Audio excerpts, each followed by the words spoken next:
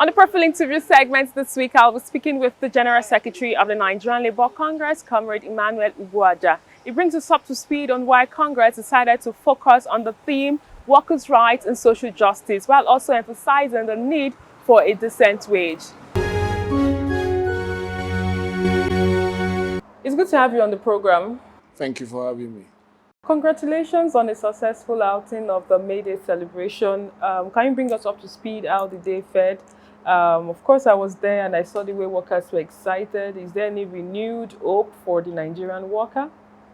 Yeah, the numbers, at least you've covered May Day for quite a while, and the number that thronged the arena could be said to be unprecedented. It was quite a huge number from unions that we know had never shown that level of interest. And even though we've had a couple of new sectors unionized, but definitely that was pretty huge. And it goes to show the expectation.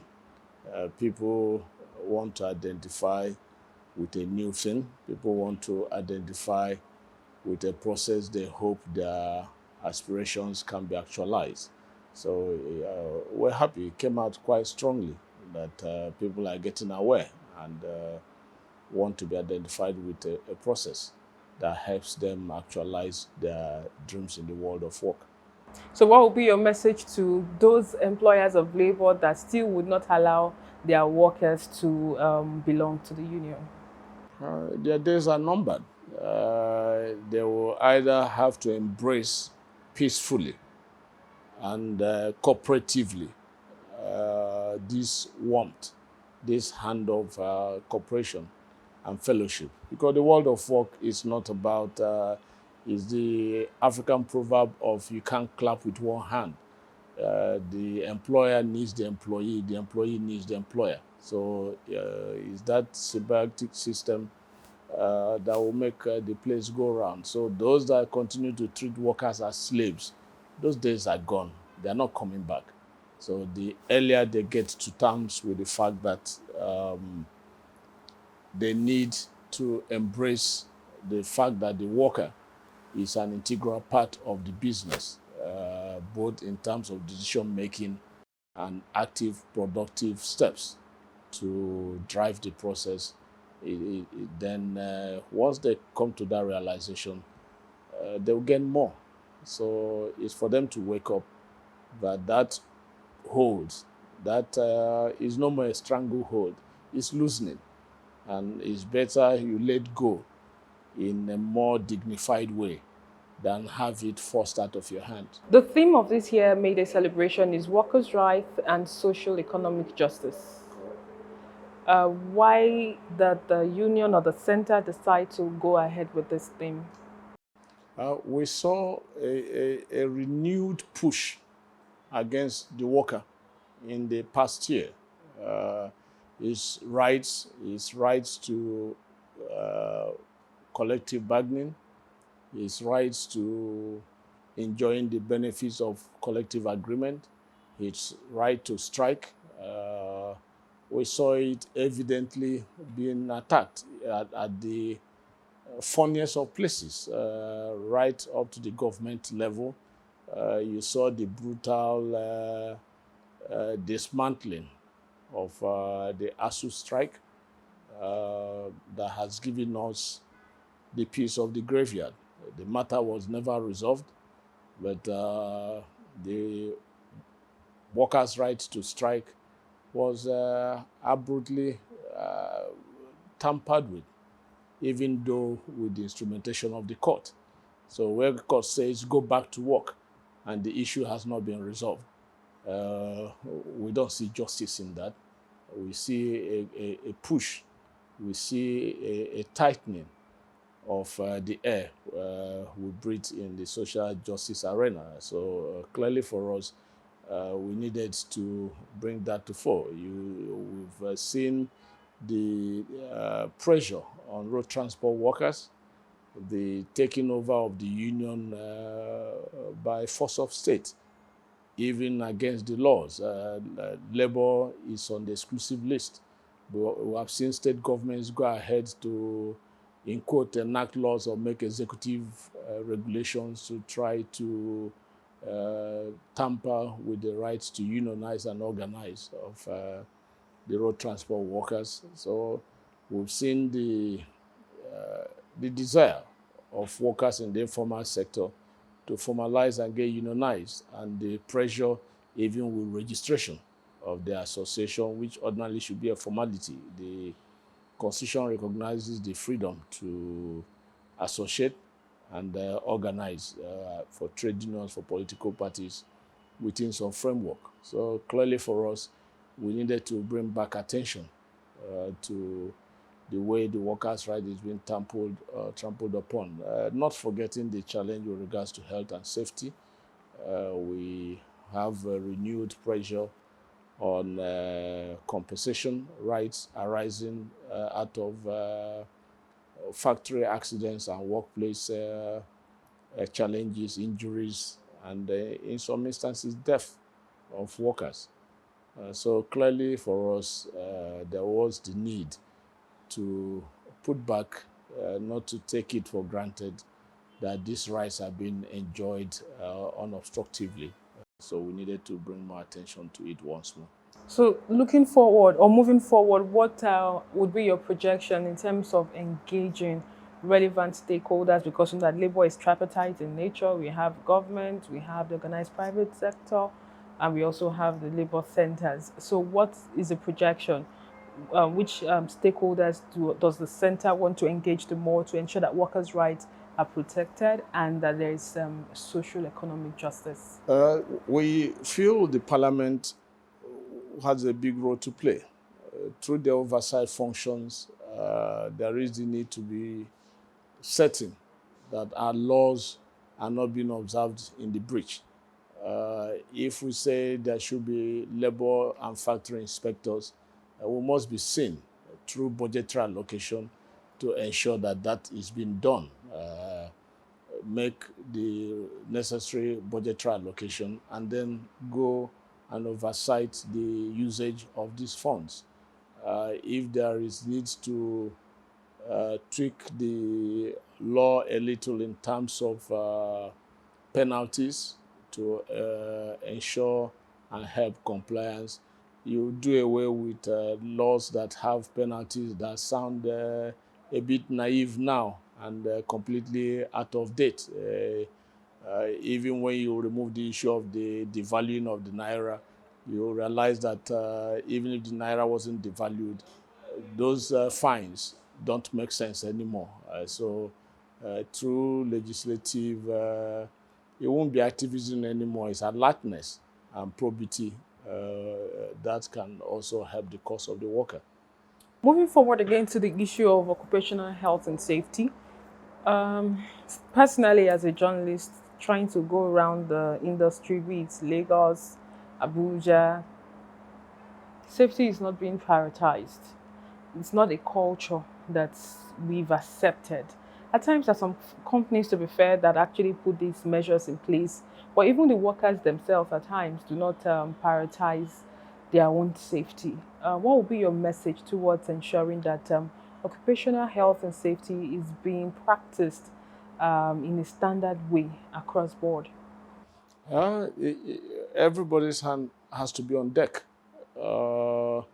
When you say companies show attention, if you go for the sake of acquiring equipment because of the kickback or monies that can be gotten from it, without having the worker properly trained in the use of that or retrained in the use of new equipment, then we're completely missing the point. The company can't then be said to be showing concern. Acquisition of equipment must go hand in hand with training of those to put it to use. Regulations must go with awareness creation as to what those regulations are. The need needs to be put across to the people. And then you must pay people decent wages. It would be funny you put somebody on a wage level that he can barely feed. And for a Nigerian who is high on carbohydrate, and you then tell him part of his health and safety management issue is he needs to drink 2 tins of milk, maybe every week. Some might end up selling that to be able to buy a hard loaf that can give him energy to continue on the job. So you need to enlighten people. You need to tell them the dangers of this. You give a poor worker that has not been decently paid shoes, he then throws them off. But if he's properly remunerated, he will use his safety equipment for safety purposes. So you need to combine the wages with the equipment. You won't place somebody on a starvation wage and then give him equipment because you're getting it free or you're getting tax rebate on it. You don't pay him and you give him clothes to wear. A hungry stomach might be difficult to put on a safety app. As regards occupational health and safety, there's been some reports of accidents in the workplace. Two things have been observed. One, lack of proper insurance or medical health care facility for workers. Then also there's this challenge of even these companies after they've observed that there's a development of such not wanting to pay compensation for workers. How would you react to this, especially when it comes to the insurance of workers, especially when the job is very hazardous? What happens to you not having a proper medical plan to handle these issues? In most cases of such, I'll bet you that that company doesn't have a workers' union. In most instances, these things happen. It happens in places where there is no worker representative. There is no union in place. And therefore, the employer operates like a tin lord, like lord of the manor. He's a KBC. He can't be challenged. You can't approach him. You can't state what you're going through. In most unionized places, we are beginning to have health committees, joint health committees in place so that ownership of health and safety in the world of work is joint, is shared between the employer and the employee. But where people only have their eyes on profit, where they focus strictly on profit and therefore see the worker as a tool rather than a part of the world of work, that is normally what comes to play because clearly they see insurance as an unnecessary expenses to be logged in on their overhead. They see compensation as unnecessary. The blame is forced on the poor worker, and he's quickly locked outside the gate and left to his own fate. So the way you have a union, or if the worker is lucky to get our attention, draw our attention to it, we have always intervened and tried to do the best we can in the circumstance for the worker. But most of the time, you have plenty of this unreported because there is no union in the place. So, like I said earlier, legislative activism would be helpful.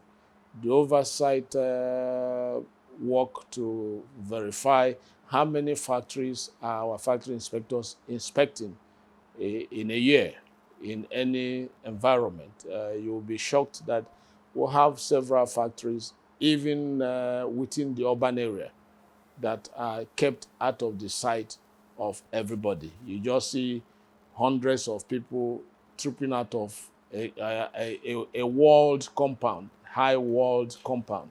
And then early morning, you see people flood in there. You see people flood out. You don't know what goes in there.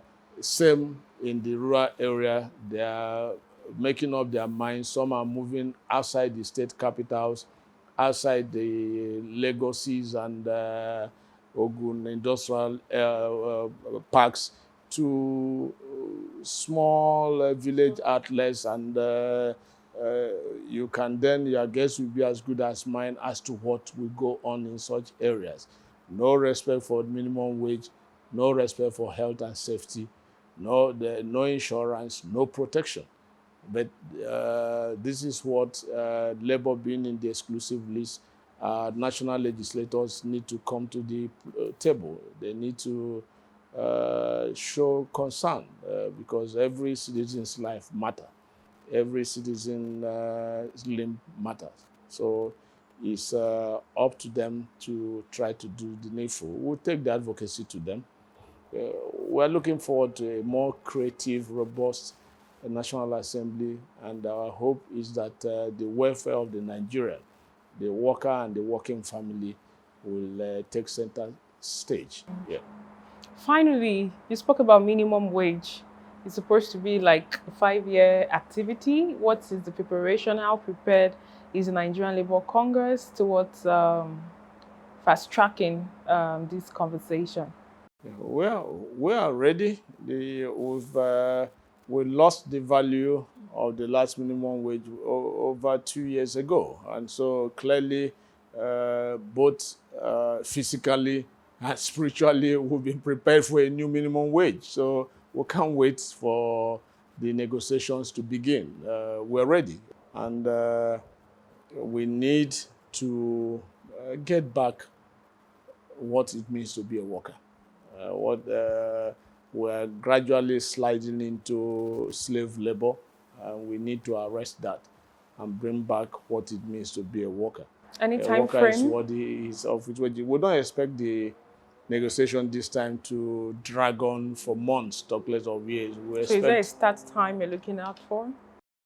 once Like maybe we the turn first in, quarter of 2024? that's when we expect it to happen, because we'll turn in our formal request last quarter of this year, and the new government would have had, it's not a new government since it's the party that is continuing.